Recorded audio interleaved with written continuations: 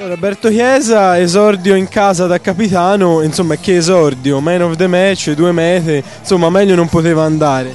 No, chi lo diceva? No, è andata bene, sono contento, è stata una buona prova per tutta la squadra, era difficile perché comunque si esordiva in casa dopo 3 vittorie e i tifosi si aspettavano tanto. Siete per il primo tempo un po' equilibrato, poi nella ripresa sono usciti i veri cavalieri, diciamo.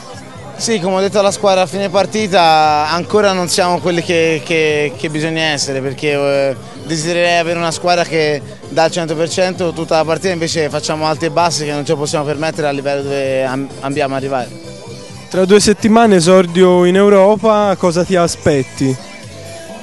Beh, sicuramente speriamo buona la prima come l'altro anno, insomma, sicuramente daremo tutto e difenderemo buona anche la seconda, sì, sicuramente.